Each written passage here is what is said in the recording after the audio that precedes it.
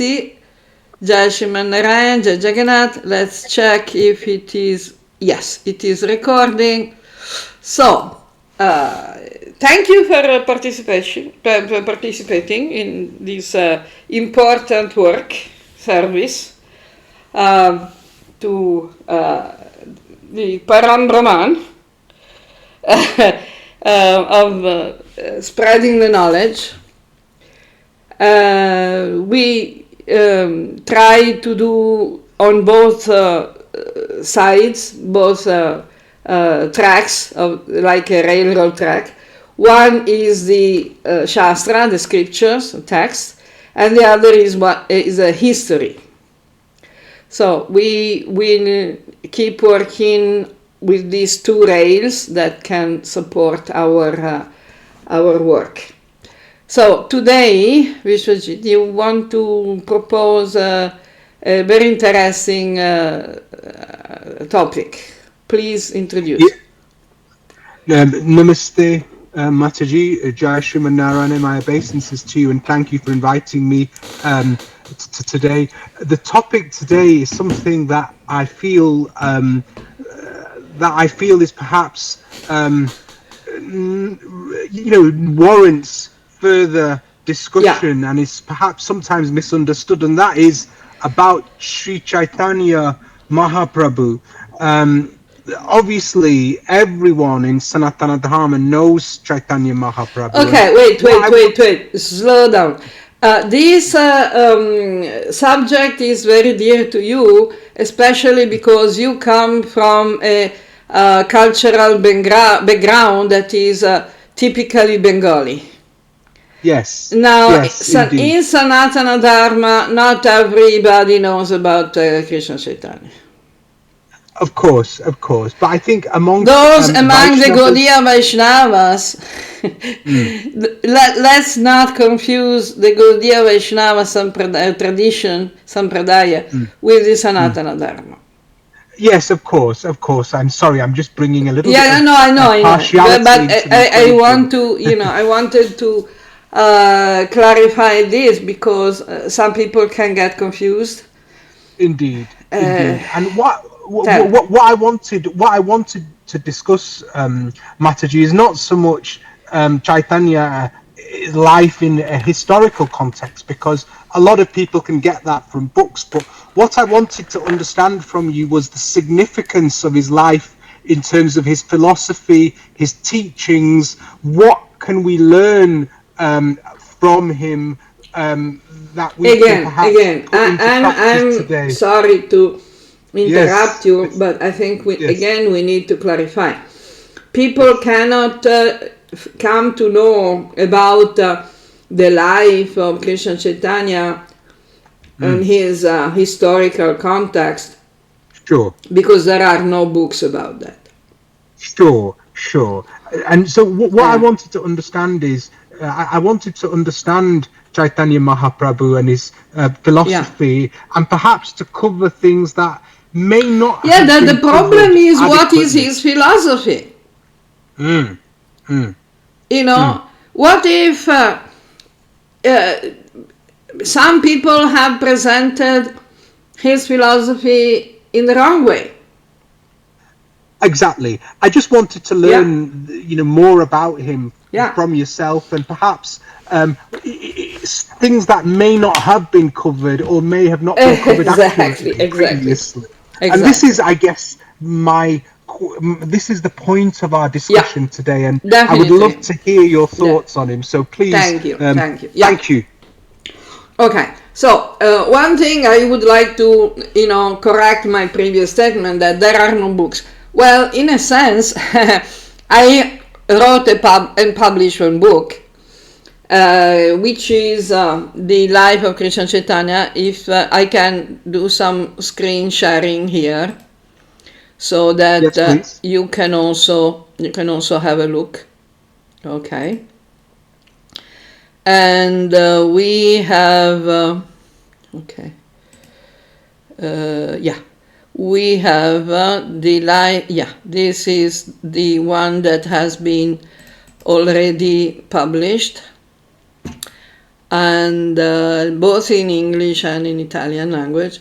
And I've been working at the subsequent volumes.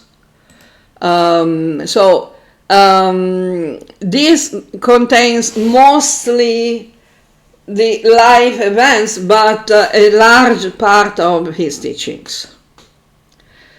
Because the teachings of Krishna Chaitanya are mostly transmitted through his life. He only left one single literary work, which is composed of 8 verses, famously called Sikshastaka, which means 8 verses of teachings. And he has not written anything else. What we know about Krishna Chaitanya is from his biographies written by various followers. The most famous of these biographies, famous because it has been propagated, translated, distributed, studied, and so on, by the Gaudiya Matas. And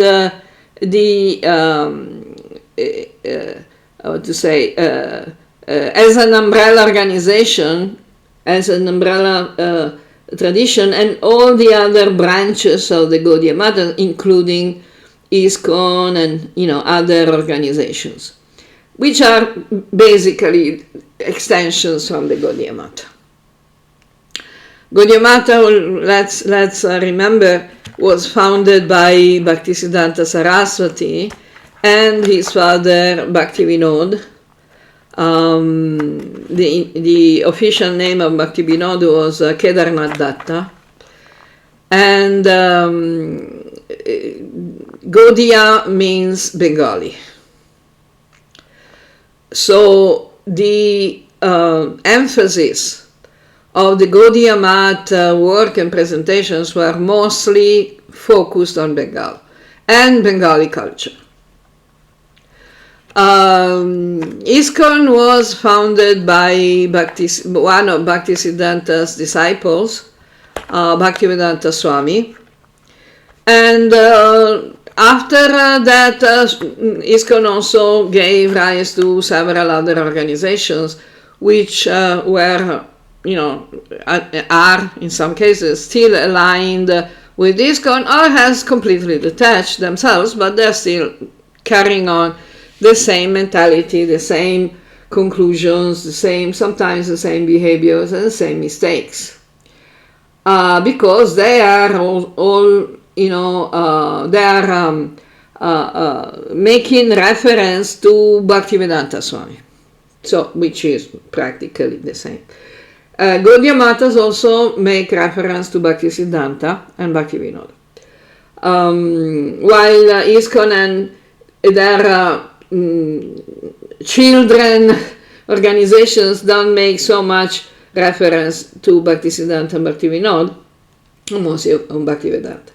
Anyway, all these organizations have carried on, presented and based their interpretation of Chaitanya specifically on a biography written by Krishnadasa Kaviraja. The title is Sri Chaitanya Charitamrita.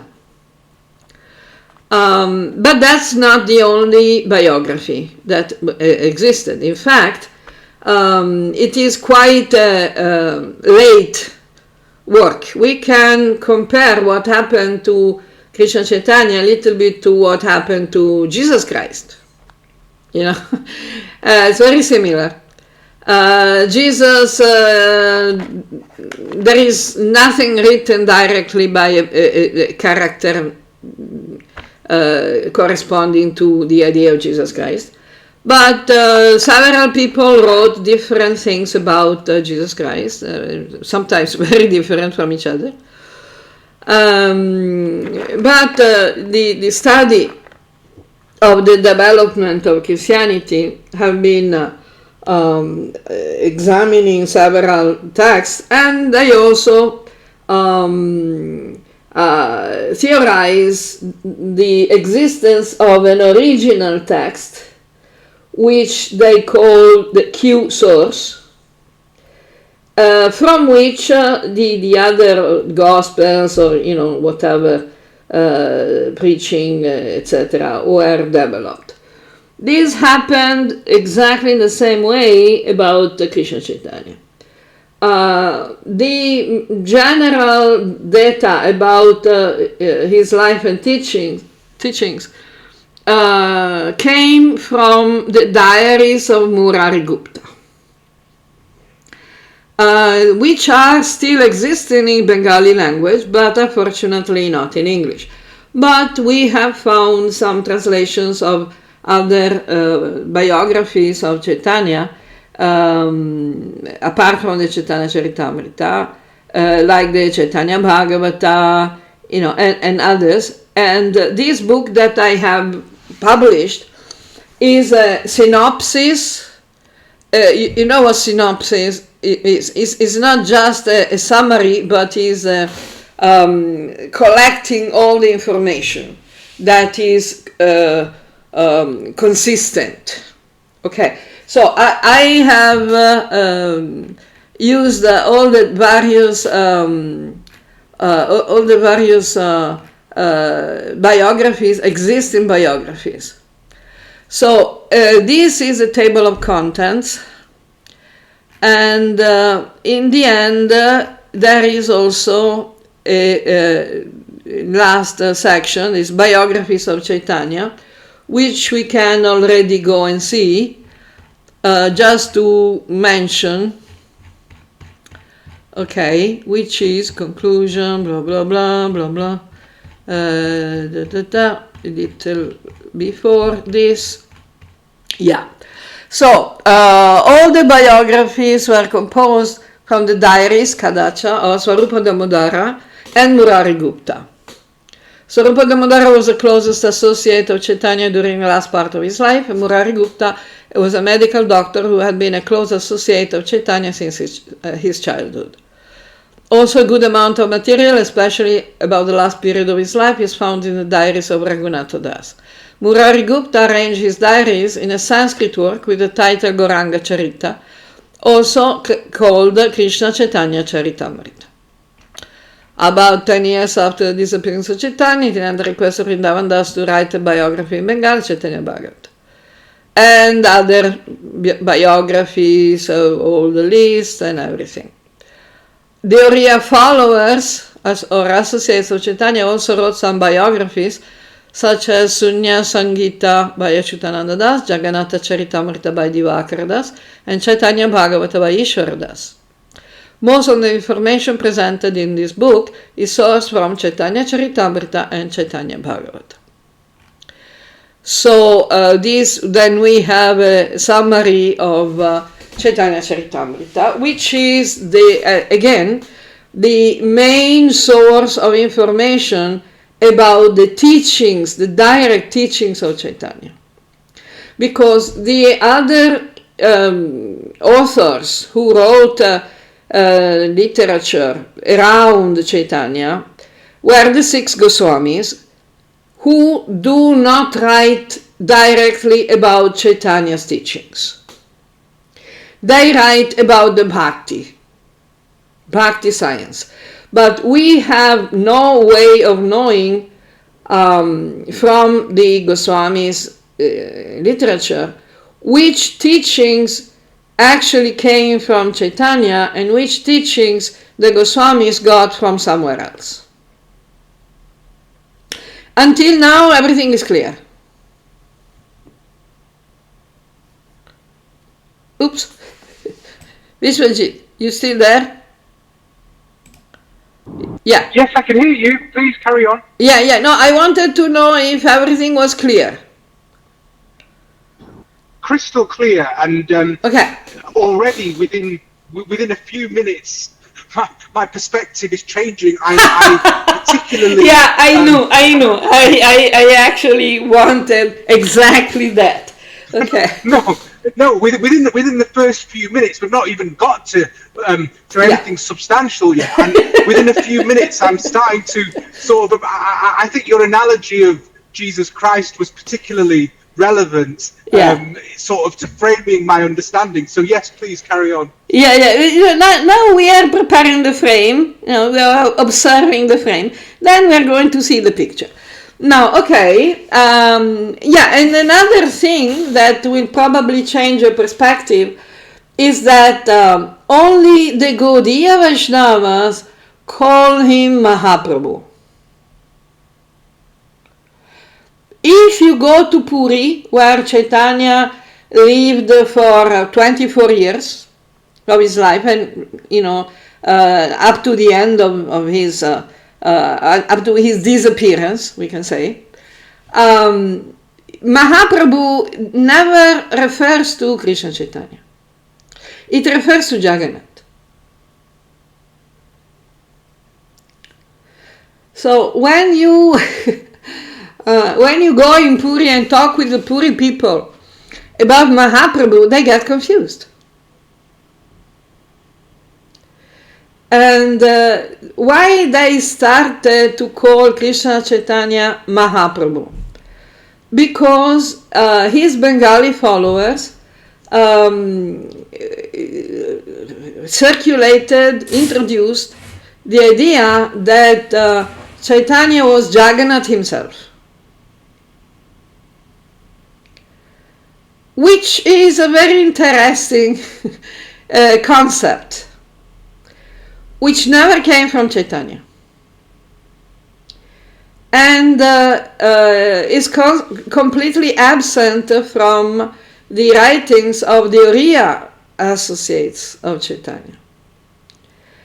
In fact, even from Chaitanya Charitamrita, Chaitanya Bhagavata, and so on, Chaitanya Charitamrita itself, we find that Krishna Chaitanya got very upset with his Bengali followers when they mentioned the idea that he was Krishna or Jagannath or Vishnu or God in any way, shape or form.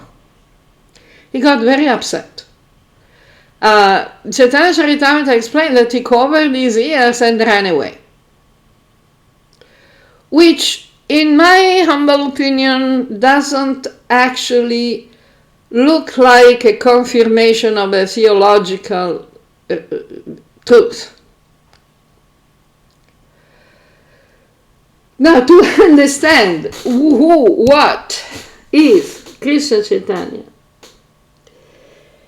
it's important to start with his own name.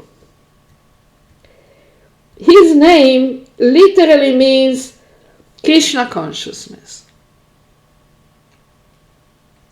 Chaitanya is a Sanskrit term that literally translates consciousness. Until here, everything is clear.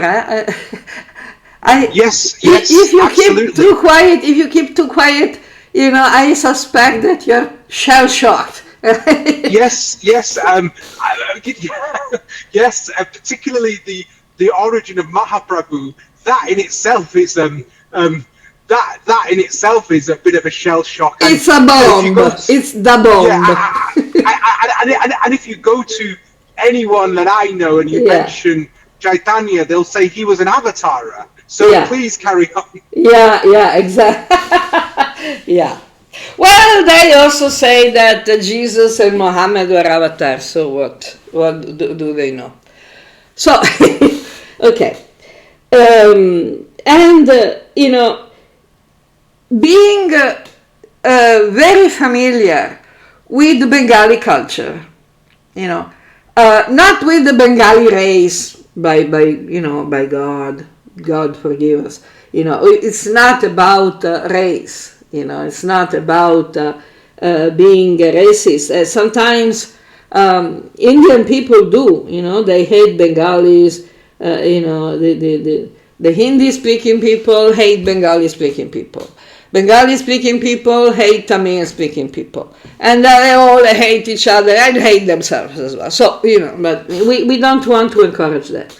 But talking about the Bengali culture, which I love very much, but it's a bit dramatic.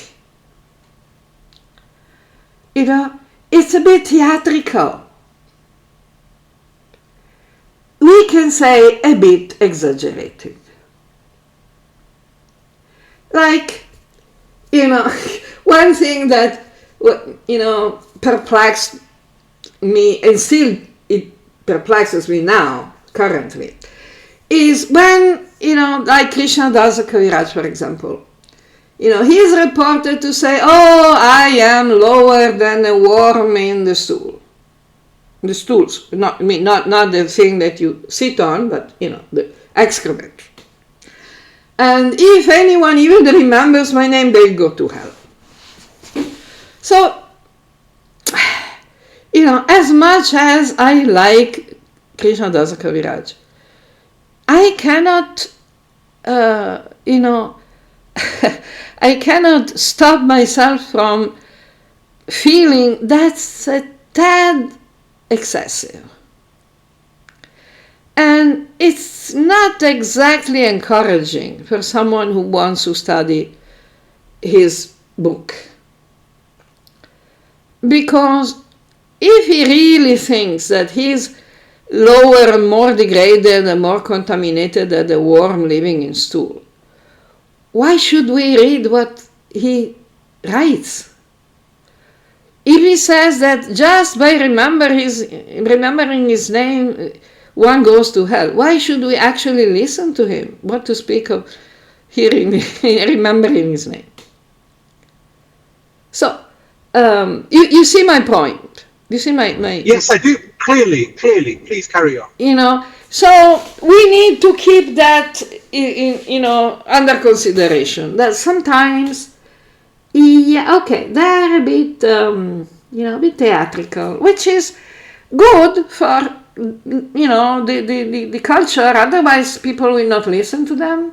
I guess, they need to be, to give a strong impact. Oh, look how humble he is and stuff like that. Okay.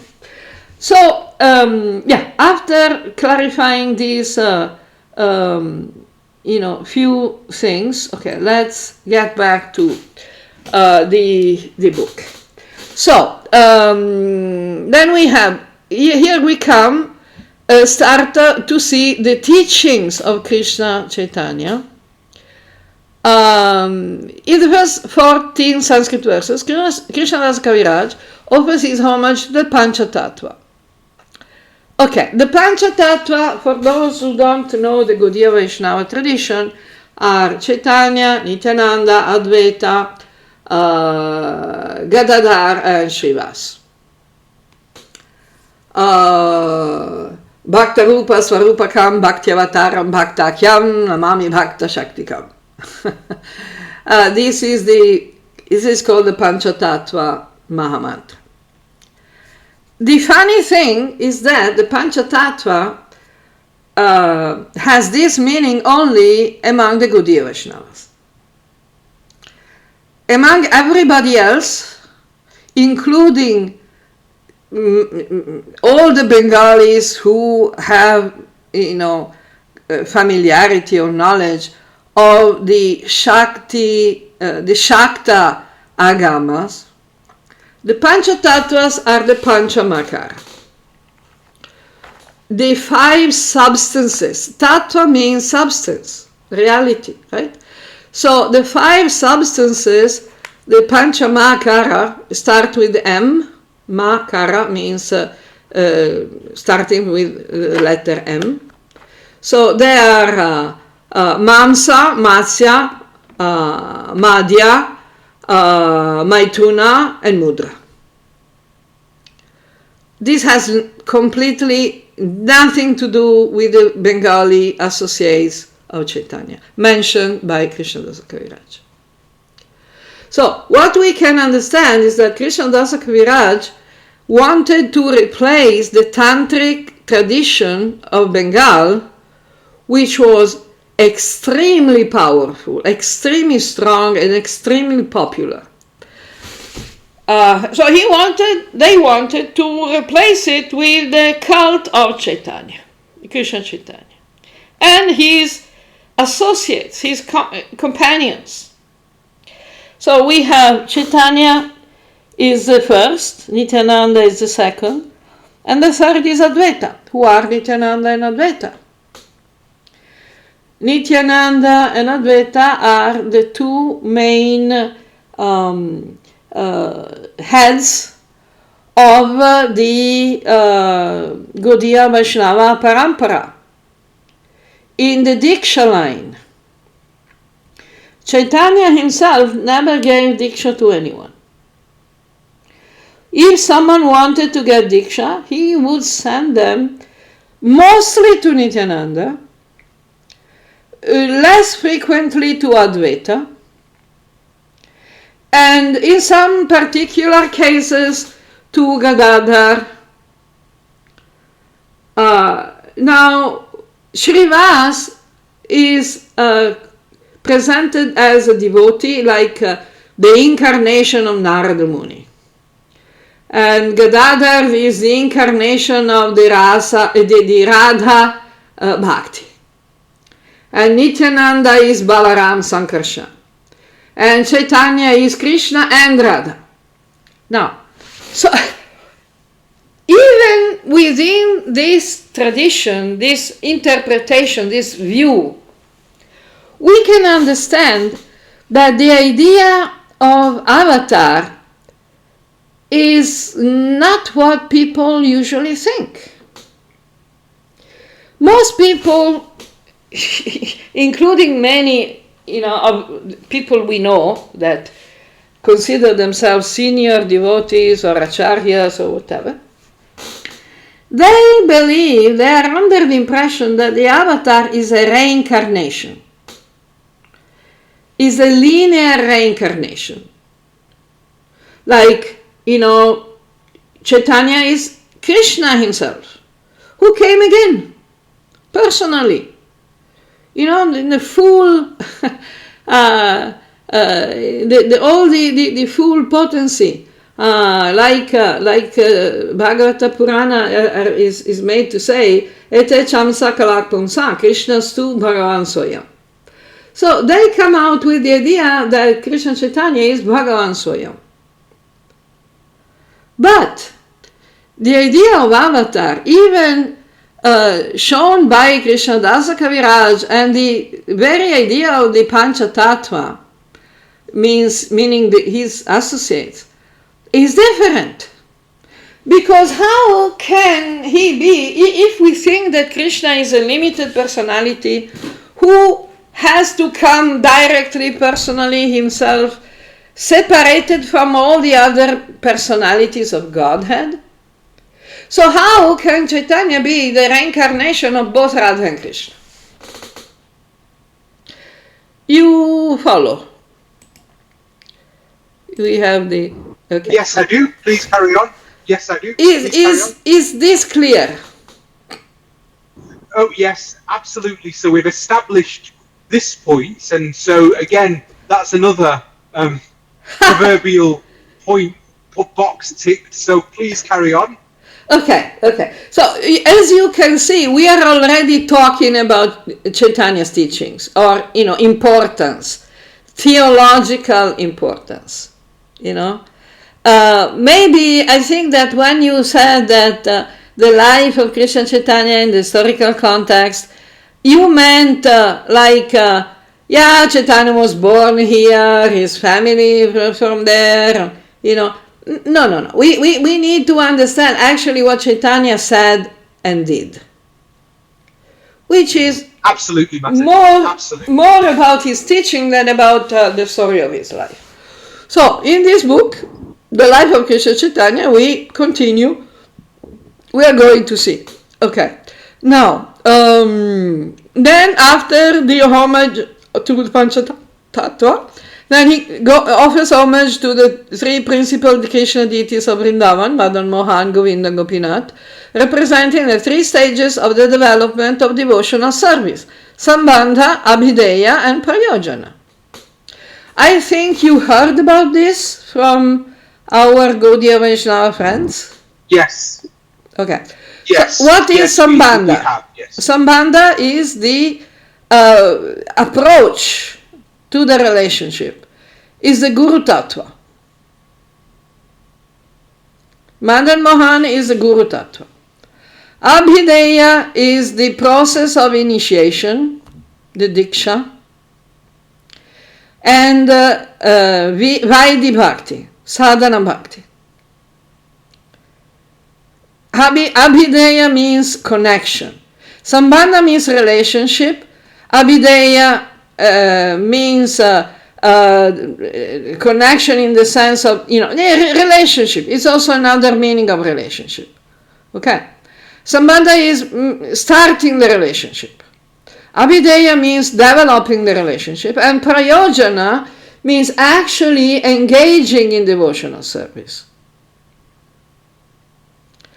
This is the theology that is presented by Krishnadasa Kaviraja, who is a follower of Rupa Raghunath. Rupa Goswami, the famous Rupa Goswami, who lived in Vrindavana for a long time, was also a Bengali guy. And he is responsible for most of the theology of the Gaudiya Vaishnava movement. We can accept the hypothesis that these teachings about theology were also supported by Krishna Chaitanya. I have no problem in, accepting that it is possible. But we have no evidence. We have no proof. But within the perspective of bhakti, the general perception of bhakti, perspective of bhakti, this makes sense. The three different, apparently different forms of Krishna in Vrindavan are exemplifying, are personifying the stages of devotional service. And if we want to get theological, we know that the name, the forms, and the activities of Krishna, Vishnu, are manifested by Yogamaya. So they are bhakti. Yogamaya is basically bhakti. What is Yogamaya? Yogamaya is the illusion that Krishna is not the supreme Brahman, is your friend, your child, your lover, your whatever. So that is bhakti, that is illusion. But it is Yogamaya, it's not Mahamaya. It's always illusion, but it is not obstructing the relationship with Krishna. It is actually favoring it. It is supporting the relationship with Krishna. It is supporting your devotion. And that means bhakti, Ladini Shakti. And this is what gives pleasure to Krishna. Why it is called Ladini Shakti? Because it gives Lada, happiness, pleasure to Krishna, right? Sometimes Biswajit try to say something, so I know you're still alive. Okay. No.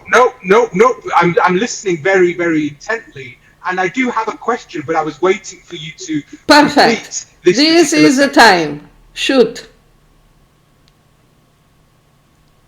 Right. Okay. So, Mataji, when we come across Chaitanya, we come across often in his pictures, we come across a figure who is constantly chanting the holy name.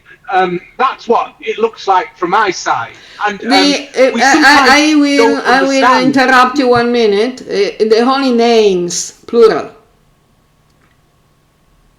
Yes, the holy names. Not just so one. My question, Mataji, is no, indeed. So my question, Mataji, is that was there more to Chaitanya than someone who is chanting the holy names? Oh, much more. With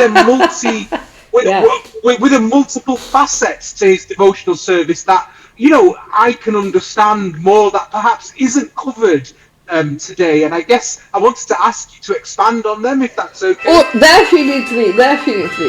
Okay. Dalip, I'm in a meeting. Okay. I'll call you back. No problem. Thanks, Jack. Anytime, Gemma.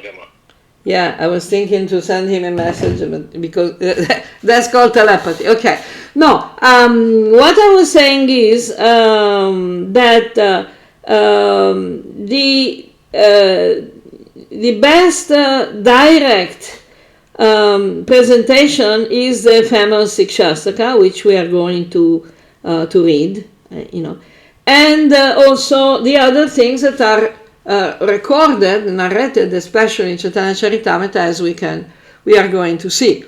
Okay, then blah blah.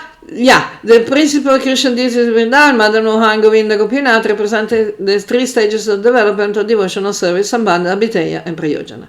And I want to mention here very quickly that this is connected with the famous tradition, the Shakta tradition in Bengal of the Navaratri.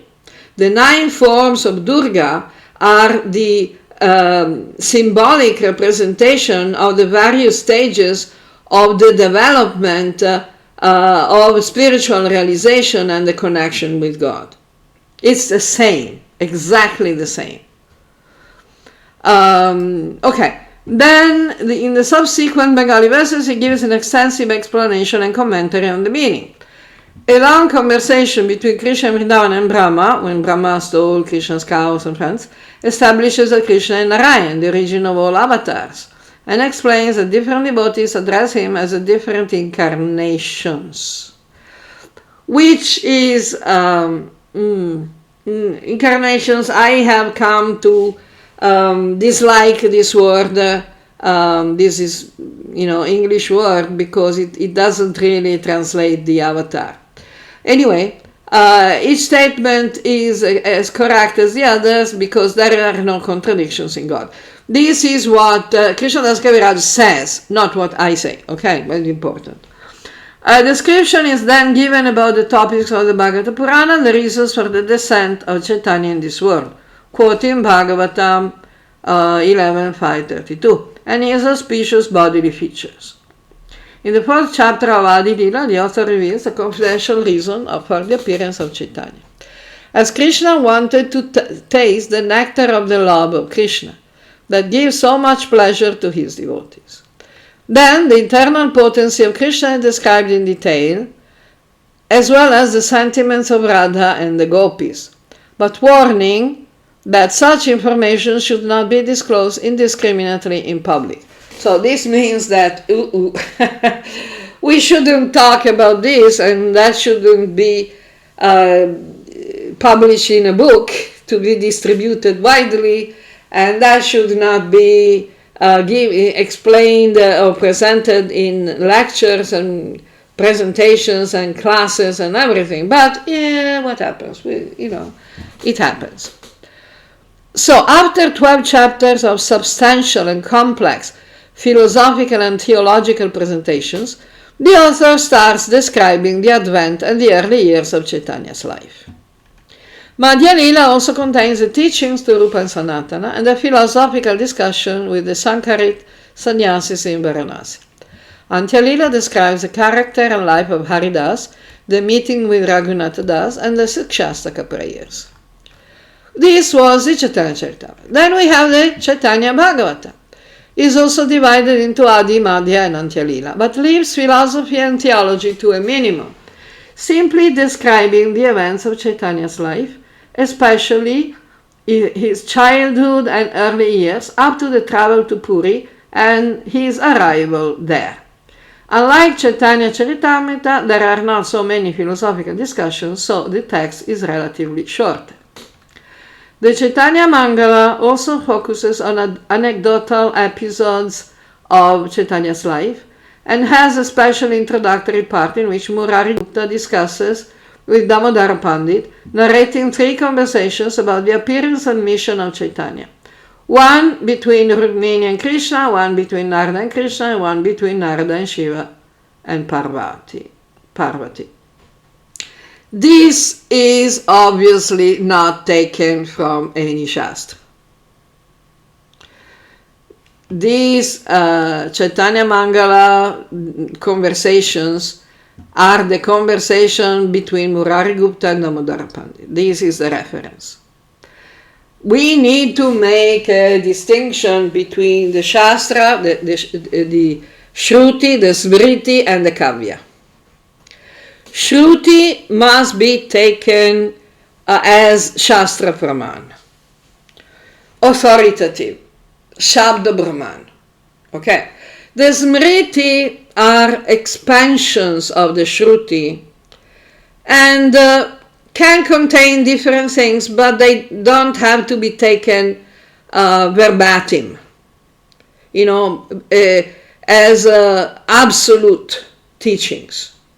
They can contain examples, parables, like for example, the Bhagavata Purana contains the story of King Puranjana, which obviously is not an avatar and it's not even a real king. It's just an example, a symbolic character of a kind of theatrical story that represents the living entity. If you read the story of King Puranjana, you'll immediately see that this is not an actual story. It's a parable. It's a fictional example, which is, valid in the sense that it conveys some important and valid teachings, but it's not to be taken as Shastra Praman. Okay, then we have the Kavyas, which are even more fictional. And Chaitanya Charitamrita is a Kavya. Chaitanya Mangala is a Kavya. It's we like lots of the stories that circulate, the folkloristic stories that circulate, especially in Vrindavan, of the episodes between Radha, Krishna, the gopis, and everything. We don't have any guarantee, any reassurance of the theological validity of those stories. It could be a nice meditation by the devotees who like to, stimulate the love for Krishna. But that is just a kavya. You understand what I am trying to say? Yes, no, absolutely. Perfect. Please carry on. Okay, so in turn, in the meeting of Narada with Shiva and Parvati, Narada narrates a very interesting conversation between Uddhava and Krishna about Krishna consciousness. Okay, which is not in any Shastra. Uddhava, not even in the Smriti, not even in the Puranas. Uddhava asked Krishna what would happen to the people after his disappearance and how it would be possible to attain liberation in Kali Yuga. Krishna replied by teaching Uddhava spiritual science by which a devotee can perceive the presence of God everywhere and in everything. Okay, we are happy with that. He said, always remember me as the life of all beings, the cause of creation and destruction, inside everything and independent from everything. I am water, earth and trees. I am the Devas, the Gandharvas and the Yakshas. Okay, well, not precisely, but something like that is written in Bhagavad Gita. Another important section of the text of the Chaitanya Mangala speaks about the glories of Mahaprasad, starting from a conversation between Narada and Lakshmi. Narada requests some Narayan Mahaprasad from Lakshmi, and she finally gave him some as an exception, telling him that it is very rare to obtain. This is another problem, because Mahaprasad in Puri, in the tradition of Jagannath in Puri, is different from the Prasad. Now, in the Gaudiya Vaishnava tradition, especially in the Gaudiya Math tradition, Mahaprasad, the term Mahaprasada, just like the term Mahaprabhu, has been interpreted in a different manner, just like Panchatattva. It's a totally different dictionary. In the Gaudiya Math tradition, the Mahaprasad is the food that has been offered directly on a personal plate to the deity.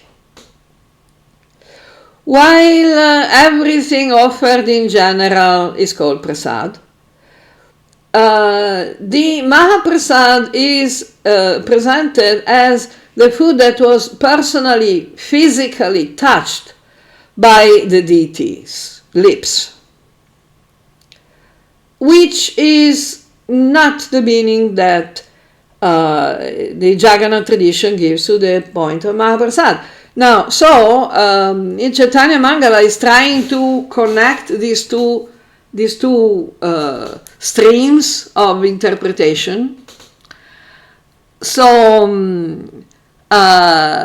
we have here Narada happened to meet Shiva and shared with him one single grain of the Mahaprasad, the prasad of Jagannath, that was still stuck on his little finger, and Shiva became so ecstatic and started to dance so forcefully that Bhumi requested Parvati to stop him. When Parvati came to know that Shiva's ecstasy had been caused by the contact with the Mahaprasad, the prasad, she became very eager to get some for herself.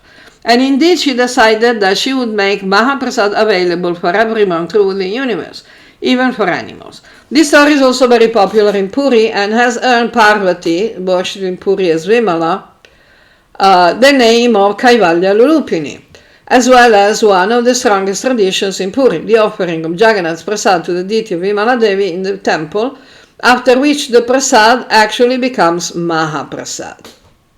Okay, this is the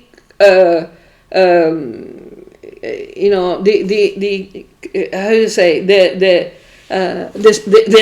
sangam, the connection, the flowing together of the two rivers. The story of the Krishna tradition and the Jagannath tradition, which are two different traditions. Now, Lochana Dasa then launches in a vast glorification of Vimala, who is also called Durga or Katyayani, expressed by Narayana himself, who says that Hara and Gauri are his very self, and speaks of the appearance of the Kalpataru, the desire tree, at the time of the churning of the ocean. The effulgence of this desire tree subsequently appeared as a compassion manifested by Chaitanya in his mission. The conversation between Narayana and Durga is reported to be quoted from the Padma Purana and broadcast all over his kingdom by Prataparudra. So, this is another bomb, I think, for you. Because we find... yeah. Tell. Yeah, please carry on.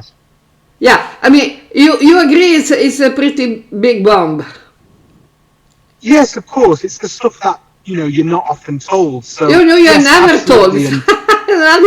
Not often, you're never told. This is all my, my wow discoveries in the 25 years I spent in Puri.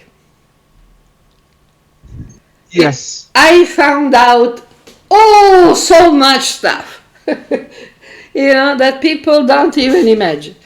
That's why I was very happy when you proposed this subject and say, we have stuff to say about it.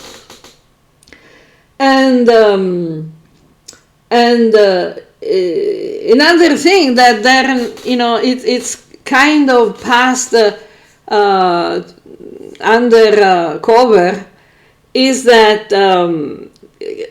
Bhaktivinoda also had this education, this training. He's coming from this cultural background.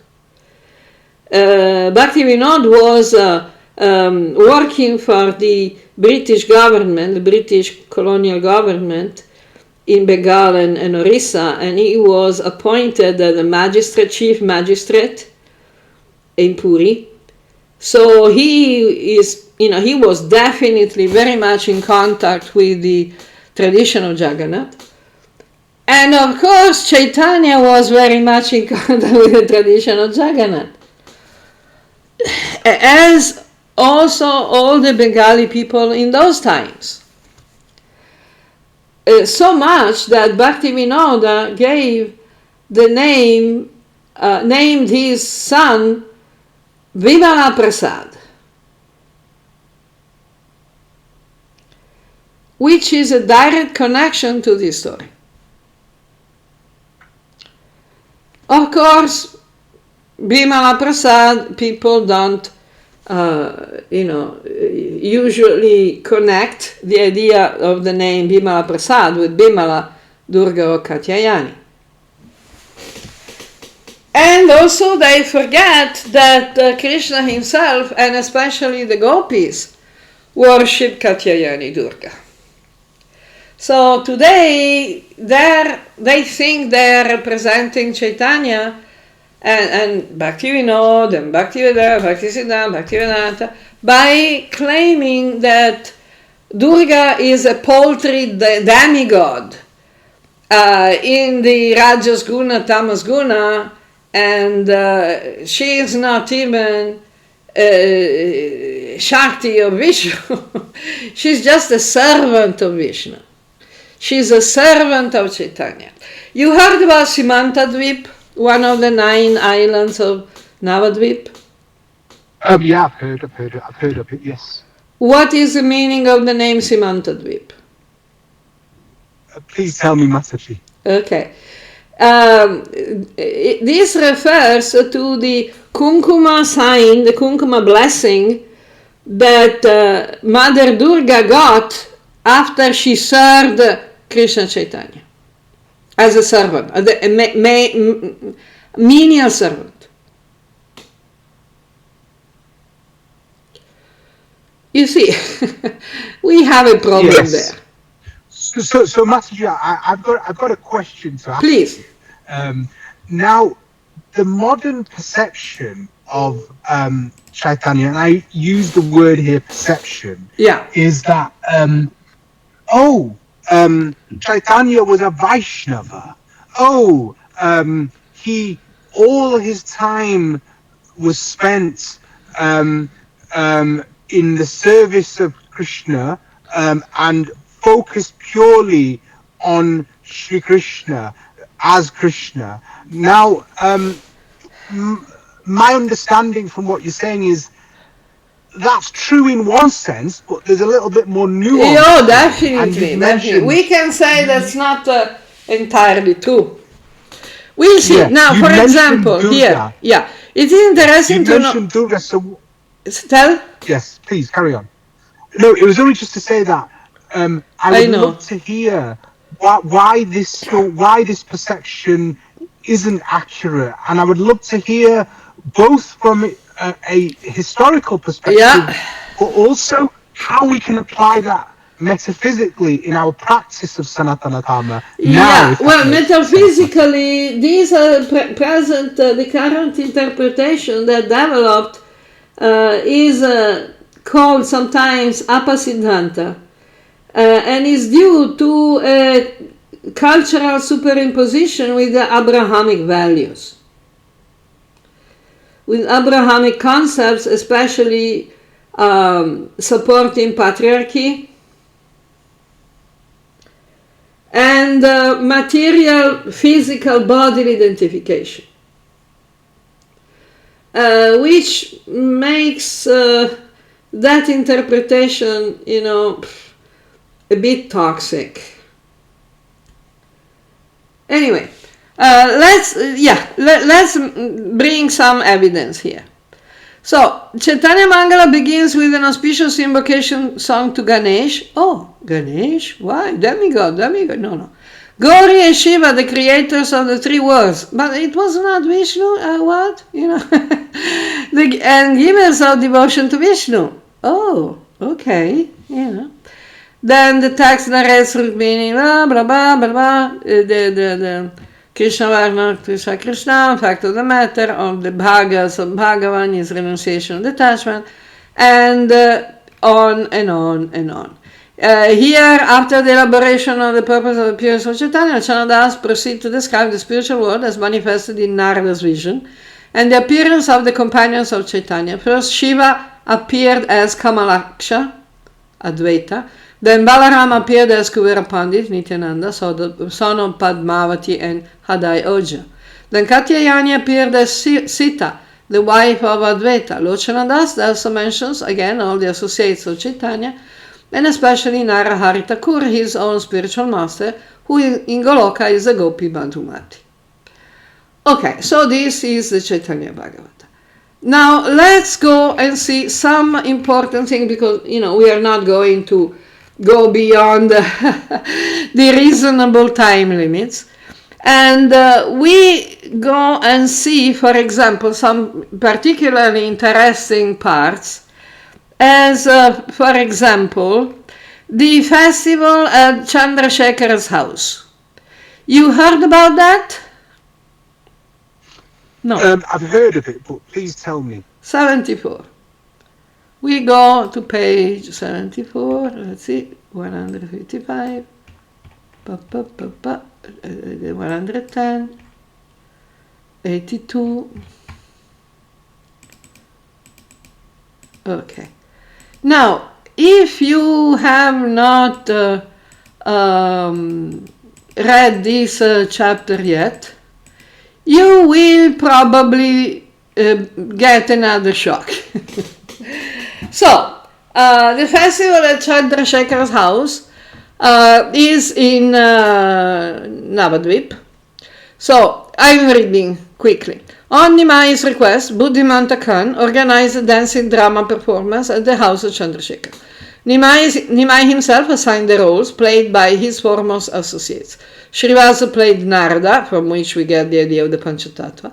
Haridas and Murari Gupta played Vaikuntha guards with big moustache and turbans.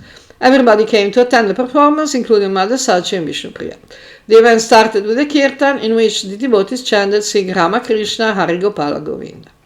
Nimai had planned to play Lakshmi Devi, but he entered the scene in the mood of Rukmini, who anyway is the incarnation of Lakshmi, who manifested during the Krishna Lila and became the first of Krishna's queens at Dwarka.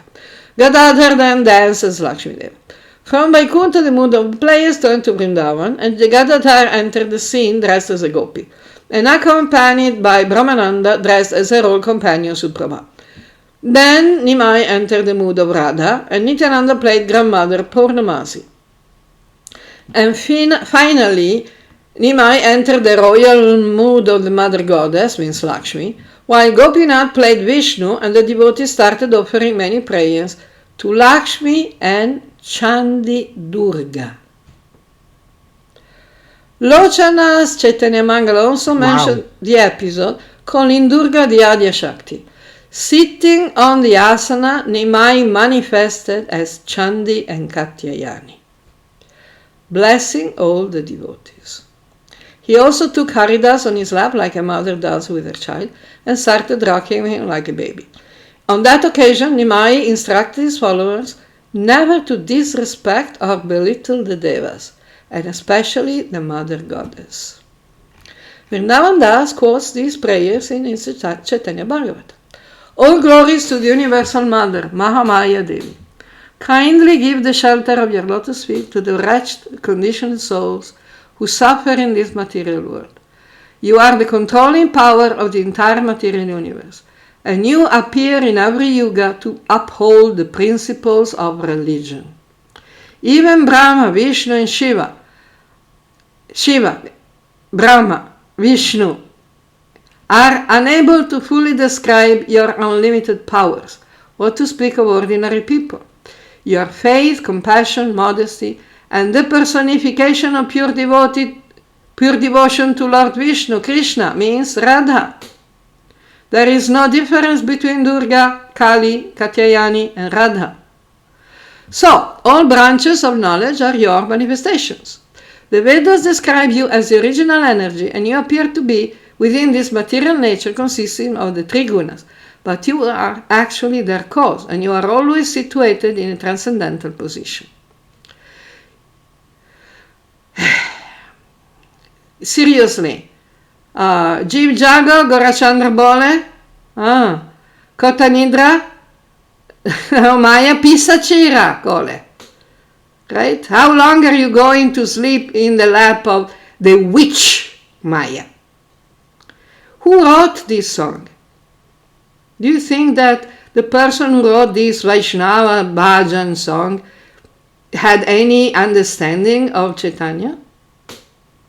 Absolutely not. Certainly. Thank you. And Gorachandra Bole. Gorachandra says Maya is a witch. I don't think so. It doesn't look like. Who wrote that song? Yes. Thank you. And what you've just said there, I mean, this is from the Chaitanya Bhagavata, effectively, what you have taken this source from, in essence, basically. That's, that's why I was just as flabbergasted as you are now. And, I realized that these foolish, ignorant people are deliberately, actively forcing people to commit offenses in the name of pure devotion.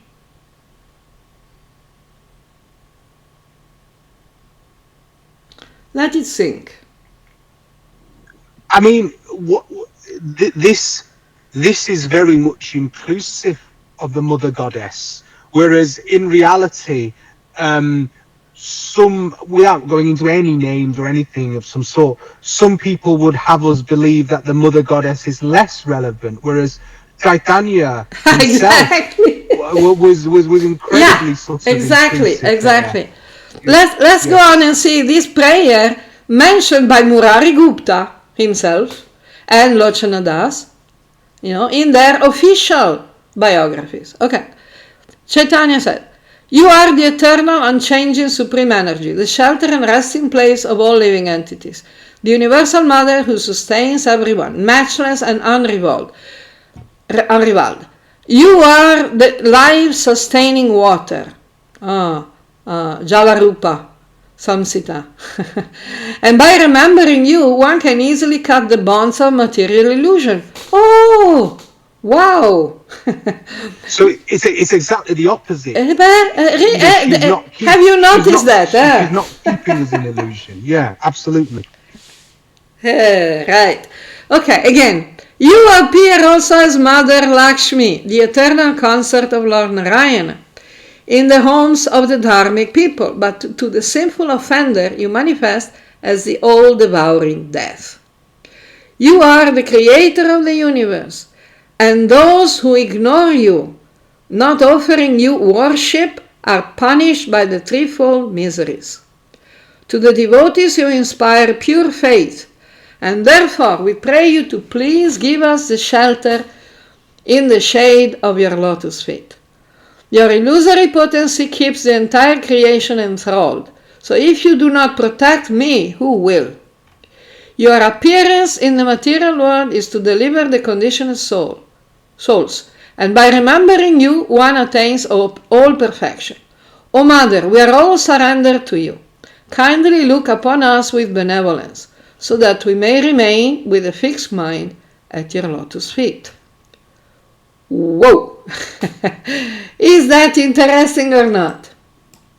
Very interesting indeed, and to be honest, it makes much more sense, much more wholesome and complete. Yeah. It makes it more wholesome and complete. Whereas previously, I guess, the absence of the Mother Goddess, the absence of incorporating the role of the Mother Goddess, felt like there was a big hole in your sadhana, I guess, isn't it? Do you know what I mean? There's a big offensive hole.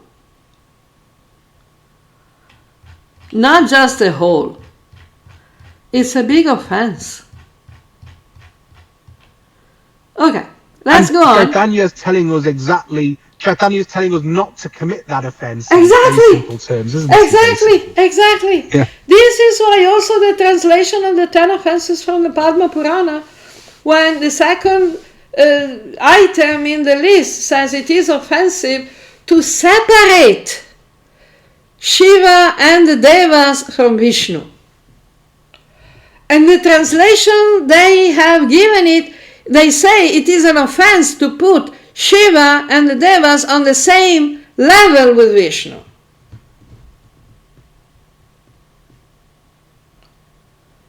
The actual offense is to separate them, to make a distinction.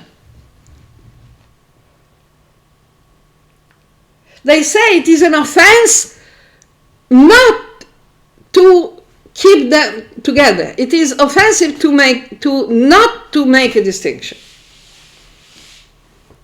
Like, oh, okay. This is 180 degrees. Upside down. And this brings me nicely to my next point, Mataji, which is, you've mentioned Durga. I'd like to know Chaitanya's perspective on Mahadeva. And we are getting there. There are three particular episodes in the life of Krishna Chaitanya which are particularly interesting in this regard. So the first one is the festival in the house of Chandrasekhara. The second is the visit to Viraja Kshetra. And the third is the visit to Ekamra Kanana, which is during these two episodes are during the journey from Navadvip to Puri. Now, let's go to Viraja Kshetra. Oh, before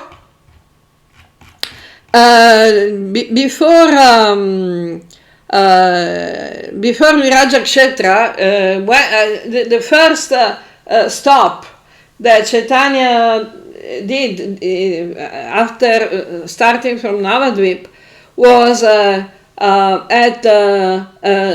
Jaleshwara, which is it's still in Bengal, not far from Calcutta, and it is a sacred place dedicated to Shiva.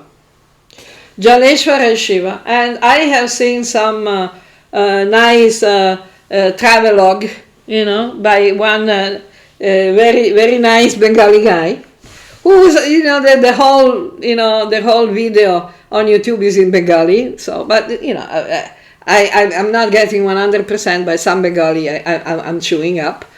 So, and this nice guy went to Jaleshwar just on the day of the annual festival, in which the devotees dive into the lake to retrieve the deity of Shiva, who's always underwater in the middle of the lake all the year, except for the day of the annual puja. So they take the deity to the shore, they do the puja, and then they take the deity back to the underground, to the underwater shrine. So Chaitanya went there as a pilgrimage. So we already see how it is going there. But Viraja Kshetra, Jajpur, right? Viraja Kshetra. Yes. It's not far from Cuttack, in Orissa. It's not Jaipur. It's Jajpur. No, Jaipur is the popular tourist destination. Jaipur is in Rajasthan. Yeah. We're not talking Jaipur. Exactly. No, it took me a bit to focus on that, because I was thinking it's a wrong spelling of Jaipur. But no. It's Jajpur. Actually, the original name is Yagyapur. Still further on, Chaitanya and his party arrived at Yagyapur or Jajpur on the bank of river Viraja, Vaitarani, and stayed in Brahmananagara, Jajpur. They visited the self-manifested deity of Adi Varaha in the famous temple, and Chaitanya explained that just by seeing the river Viraj, one is purified of all sins. It is such a sacred pilgrimage place that it is filled with innumerable temples. They all took bath at the Dasaswamedha Ghat, and after worshipping Varaha, they danced ecstatically for a long time. Suddenly, Chaitanya left his companions to go and visit other temples by himself. That is probably because he had noticed that his companions were not exactly great devotees of Durga. So let us review the holy places that Chaitanya visited with such great pleasure. The town was capital of Orissa during the Keshari dynasty, blah blah blah, where it is, okay. In Brahma Purana describes Annakoti Tirtha, meaning that in his holy place there were one less than 1 crore Shivlingams. As mentioned in the Mahabharata, this holy place was visited by the 5 Pandavas, accompanied by Loma Sarishi. The pilgrimage place is also mentioned in Kapila Samhita, Brahmanda Purana, Vayu Purana, Tantra Chintamani, and Ashtapita Mahatmya. The Brahma Purana says that Brahma himself installed the deity of Viraja in this place. According to the Linga Purana, Viraja appeared from the sacrificial kunda, where Brahma celebrated the yajna. Within the main Viraja Kshetra, there are 68 subsidiary tirthas. Who talks about Viraja Kshetra? Nobody. Chaitanya Mangala calls Jajpur with the name of Tamaluka, and says that Chaitanya took bath in the Brahma Kunda and went to visit the deity of Madhusudana. Then paid visit to Viraja and prayed her, please give me prema bhakti for the lotus feet of Krishna. Then he offered pinda, the traditional offering of food, to his forefathers before leaving town. This is because Jajpur is also called Nabhigaya. It is the correspondent place of Gaya in Bihar, where people from Bengal used to go to offer to the Vishnupada, the temple of the foot, the footprints of Vishnu, to offer pinda to their forefathers.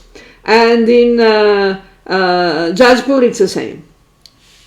Now, in my Italian version of the Jagannath Puri book, I have added one chapter on this subject, which is very important, but when I wrote the Puri book in English originally, I didn't have that information.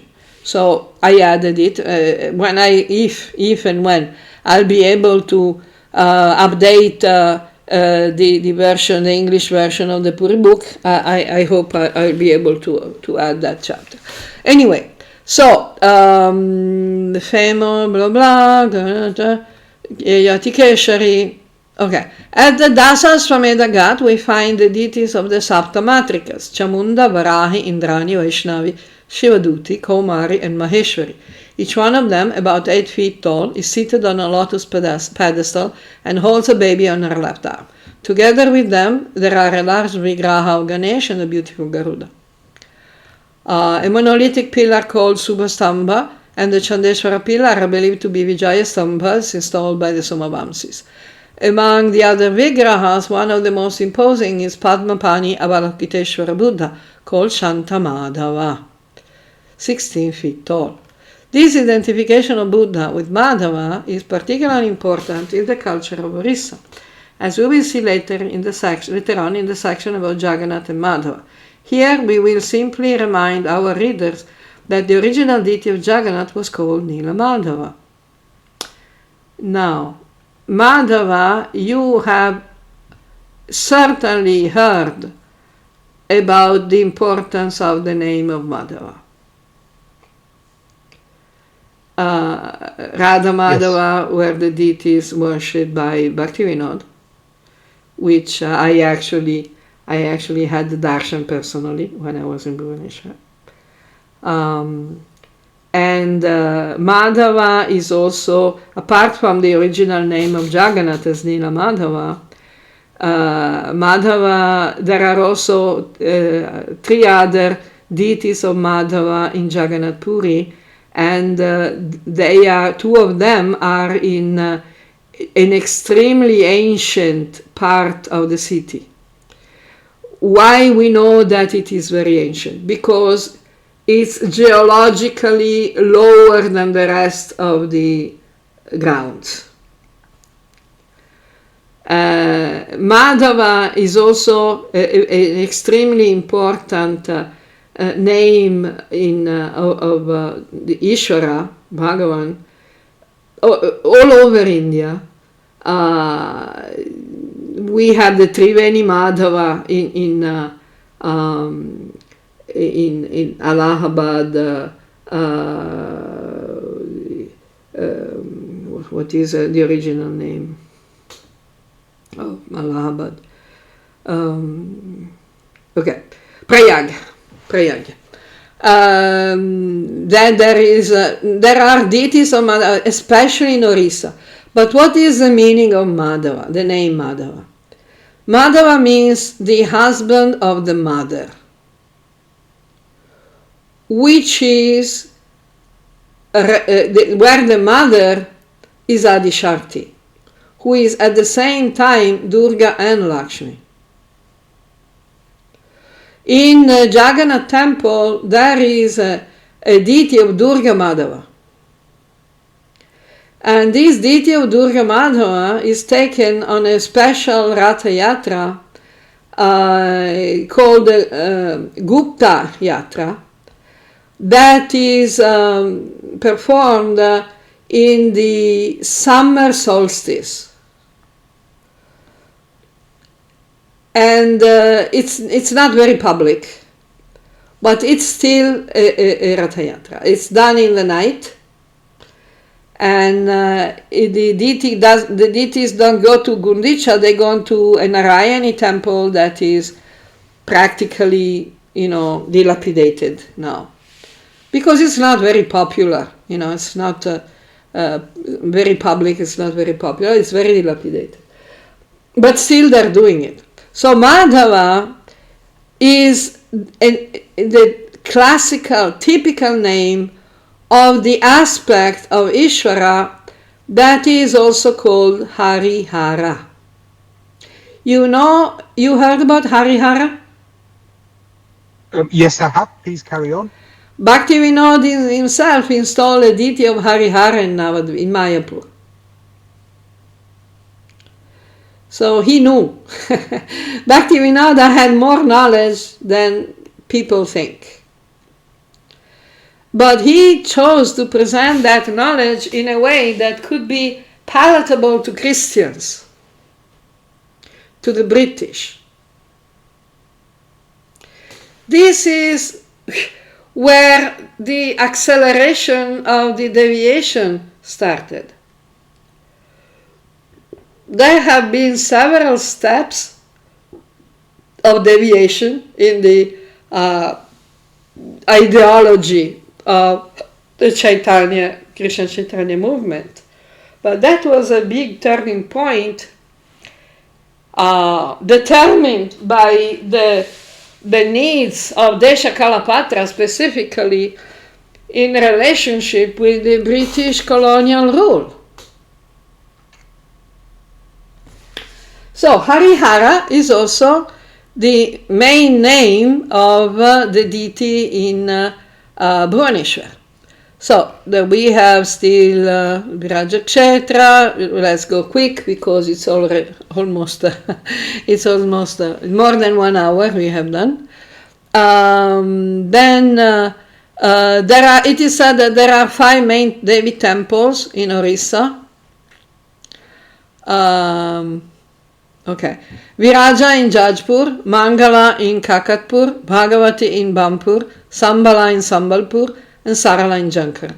Viraja Kshetra, also called Nabhigaya or Parvati Kshetra, is one of the famous Shakti Pitas in Orissa, dedicated to the goddess Viraj. According to the Shakta Tantric tradition, this is the place where the navel, Nabhi, of Sati fell, when Vishnu cut her body to pieces to bless the land with holy places. The Kubja Tantra described Viraja as the Maheshwari of Uddiyana, Orissa. The kshetra has a triangular shape with a Shiva temple at each of the corners. Varuneshwara, Bilveshwara, and Kitateshwara. According to the Mandala Panji, blah blah blah blah. Viraja temple, the deity of Viraja Devi sits on a lion.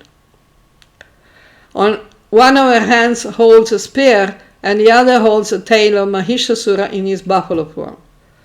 Viraja wears a moon sliver on a crown, actually. Crown. The N is missing. Okay. The temple has a small tank called Nabikunda, the Viraja Kshetra Mahatmya, and, okay. Temple of Sweta Varaha, dedicated to the Varaha form of Vishnu. Muktimanda, so this is the definition. Okay. So then we have the visit to Sakshi Gopal, that is very specifically about Krishna, Vrindavana Krishna. At that time, when Chaitanya had the darshan of the Sakshi Gopal, that deity was in Kathak.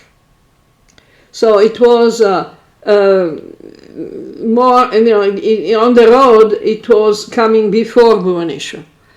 Now, after visiting Sakshi Gopal, Chaitanya arrived in Bhuvaneshwar, so which is called after reaching Bhuvaneshwar, anciently called Ekamra Kanana and Kotilingeshwara, Chaitanya saw the tower of the Lingaraj temple and offered his respects from a distance. Chaitanya Mangala called Lingaraj with the name Vishveshwara, that is a synonym for Bhuvaneshwar, the Lord of the universe, as well as for Jagannath.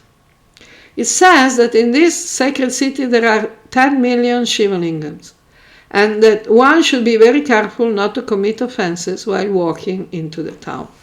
Chaitanya took bath in the Bindu Sarovara, a holy tirtha field with all the waters collected by Shiva from the various places of pilgrimage and surrounded by historical temples, including Lingaraj, which is the most important, Ananta Vasudev, also very important, but it was almost destroyed, a temple to Durga Ma called Dvaravasini, protector of the door, Yameshwara, Baital, and Mukteshwar group of temples, Kedargori, Rajarani, Nageshwara. In the middle of the Bindu Sarovara there is a small pavilion used in the celebration of the Chandana Yatra, which is the equivalent of the Narendra Sarovara in Puri. The sacred story about this lake says that Mahadeva suggested Parvati would precede him to a Kamra. Then we have all the story of Parvati, Nekamra, and everything. Gopalini, Parvati, Durga taking the form of Gopalini. The Kapila Samhita says that the Lord Vishwanath then expressed the desire to leave Kashi, Varanasi, when it would become crowded of irreligious, materialistic, and arrogant people who do not care for the genuine principles of religion, and thus performing austerities and meditation there without disturbance would be very difficult. So at the time of destruction of Kashi, both Mahadeva and Shakti shift their residence to Gupta, Kashi, and Kamra, and the Bindu Sarovara becomes the new Manikarnika Ghat and Ganga. The temple of Tribhuvaneshwara Lingaraj, anciently known as Kirtivasas, is the most important center of spirituality in Bhuvaneshwar. I went there by the grace of Mahadeva. The deity is a Swayambhu Lingam, self-manifested, a form of Hari Hara, a combined manifestation of Vishnu and Shiva simultaneously. Therefore, both Garuda and Nandi are sitting outside the main shrine. The special characteristic of this lingam is that it has a crack in the middle, dividing it into two parts, much like the Siddheshwara lingam in the nearby Mukteshwara temple complex, also considered a Harihara form. Lingaraj sits in a kunda within the Garbhagriha and is bathed with water, milk, and bhang, while a flow of devotees present offerings of flowers, bell leaves, bilva leaves, tulasi leaves, and flowers, fruits and foods, that are handed to the priest and taken beyond the low barrier that protects the inner sanctum. The Ekamra Chandrika says that originally the lingam was worshipped under a mango tree by the local tribal villagers. The name of Ekamra is said to have derived from this one mango tree, Eka Amra. Just like in Jagannath's temple in Puri, the most intimate personal service of the deity is traditionally a privilege of the non-Brahmin Daityas. The The descendants of the Sabara tribal chief Vishwavasu originally worshipped Jagannath in the forest. The tradition of the Lingam temple gives the tribal Badu priests the privilege of bathing and decorating the lingam. It is said that they are the descendants of the Shaiva saint Siddhabhuti, who married a Sabara lady. As in the other traditional mixed worship systems, characteristics of Orissa, the Badus leave the Garbha Griha when the Brahmins come to offer bhoga, the food presentation at the main meal times. A special characteristic at the Lingaraj temple is that at the Nata Mandira, the two Dwarapalas are Jaya and Vijaya, Vishnu's dormen, rather than Chanda and Prachanda, we are the Shiva's dormen. Also, the prasad of Lingaraj is partaken by people from all social levels, like the Mahaprasad of Jagannath at Puri, while usually Shiva's prasad is not distributed to the public, but it is consumed by the temple servants only. It is said that the present temple was built by blah blah blah blah other shrine, temple of Parvati. Actually, there are. It's practically identical to the Jagannath temple in Puri. Then, after bathing in the Bindu Sarovara, Chaitanya eagerly went to take darshan of Tribhuvaneshwar Swayambhulingam, and by seeing that it was beautifully surrounded by innumerable ghee lamps offered by the devotee, Chaitanya felt very pleased and started to dance ecstatically, singing the names Shiva, Rama, Govinda. Okay. Are you still there? I mean, that's interesting. Never heard that before. Yes, interesting. And, what you've come to here is there appears to be immense reverence for Mahadeva here, and putting Mahadeva in the same line as non-different Rama and Govinda non-different is very, very telling. And that's come from Chaitanya himself. That's not come from, that's Chaitanya himself saying that. Exactly. Not Krishnadasa Kaviraja, not Murari Gupta, not Rupa Goswami. No, this is Chaitanya. Then he instructed his followers by quoting Krishna's words. One who claims to be my devotee but disregards Shiva is only trying to pretend devotion to me. And he offered worship to Shiva with all the devotees. Vrindavana Dasa comments, the Supreme Lord is the Supreme Guru. One who does not follow his instructions suffers because of such grievous mistake. Chaitanya also visited many other Shiva temples in Bhuvaneshwar before resuming his journey to Puri. He resided in the house of a local devotee of Shiva where he took his meal. In this regard, Lochana Dasa in Chaitanya Mangal elaborates on the fact that Chaitanya accepted the prasad of Shiva given by this devotee. In those times, there was a rumor among the Vaishnavas according to which the prasad of Shiva cannot be consumed because of a curse by Bhrigu. In the discussion report by Lochana Dasa, Murari Gupta explained to Damodara Pandit that the effects of Bhrigu curse actually strike those persons who have a contaminated consciousness and commit the offense of differentiating between Hari and Hara. The fact is, those who accept the food... Makes complete sense. The fact is, those who accept the food offered to Shiva without committing offenses to Hari become free from material conditionings and obtain love for Krishna. This is the reason why Chaitanya gave us the example of accepting the food offered to Shiva. Later in the book, we will discuss more about Shiva's actual position in early Gaudiya Vaishnavism, especially in regard to the process of initiation and to the relationship between Guru and disciple.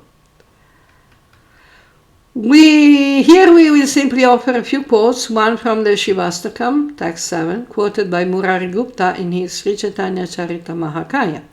Shivaya Sarva Grave Namo Namaha. I repeatedly offer my obeisances to Shiva, who is the Guru of everyone. And two from the Narada Purana. Dikshaya Gurumurti Stha Sarvanugrahaka Shiva. Through the process of initiation, Diksha, Shiva, the giver of all benedictions, manifests in the form of the Guru. Om Namaste Nata Bhagavan Shivaya Guru Rupine.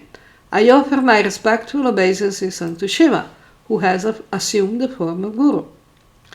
For the instruction of those who may be tempted to disregard the transcendental and inconceivable position of Shiva, we will also quote the Brihad Bhagavatamrita.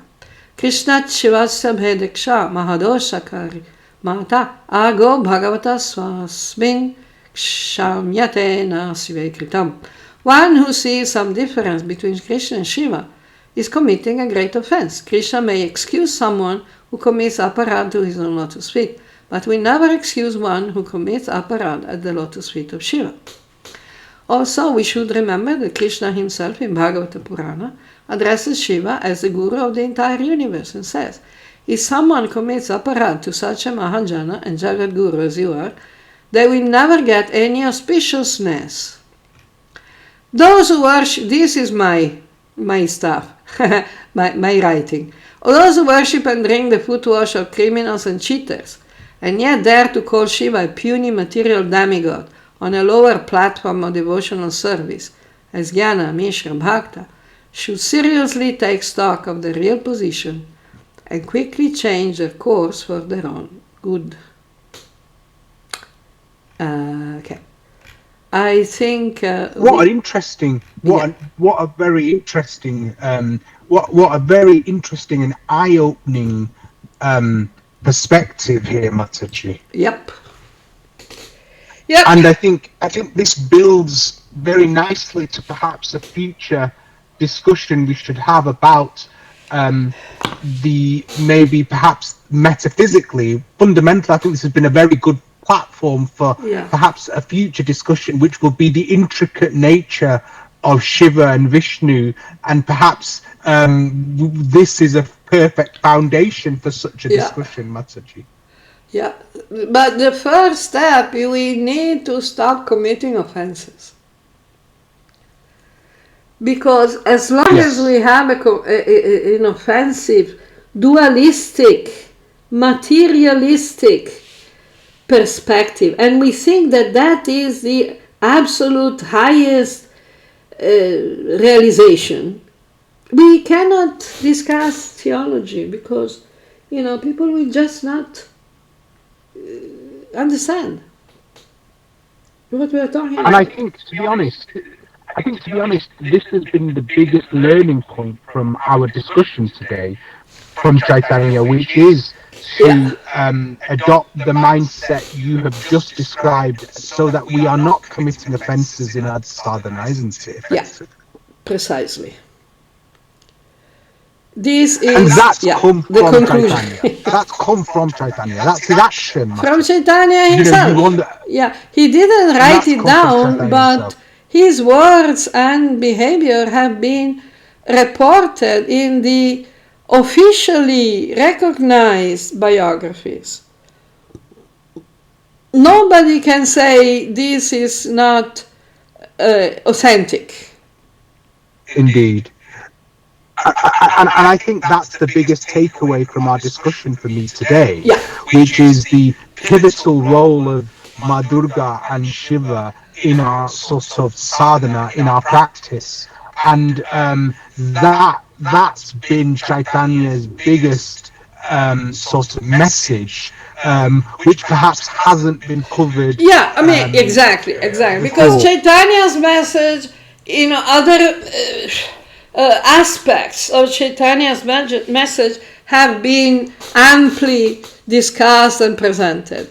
But this particular side of Chaitanya's message, this perspective, has been, neglected, I believe, deliberately.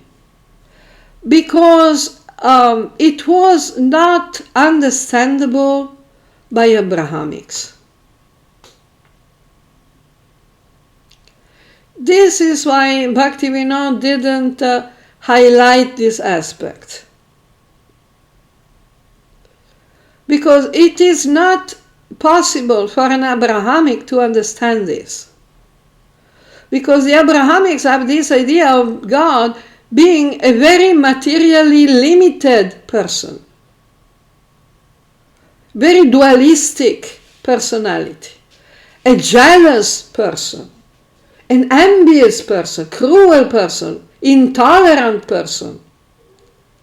So you cannot superimpose all the personalities of God because that would completely confuse the Abrahamics. They would think, oh, this is polytheism. So Bhaktivinoda presented Krishna Chaitanya as the apostle, pun intended, of Vaishnavism, where Krishna is the only God, the supreme God. Forget about Shiva, forget about Vishnu. Who cares if you're called Vaishnavas? No, we are only interested in Vrindavana Krishna. But this is very Abrahamic. Indeed. And I think this sets up the foundation for our next discussion, which is probably going to focus on duality. And I think that would be a very important discussion. We will entitle it Dvaita Vedanta. Perhaps simply duality, Mataji. Okay. Just perhaps, but it's funny. Leave it at duality, and perhaps because I think, again, duality is something that a lot of people understand the message of, and I think I think that would be a very useful. This has been a useful foundation. But I'd like to thank you for your time and energy, and also for your seva in writing this book, and how it's very useful. It's been very useful for me today. So I'd like to thank you, Master. My duty. Okay. Thanks to you for allowing me, supporting me in distributing this, in sharing this knowledge, this understanding, this evidence, and we'll continue next time. Thank you, Mataji. Jai Shimandara. Jai Shimandara. Jai Jagannath.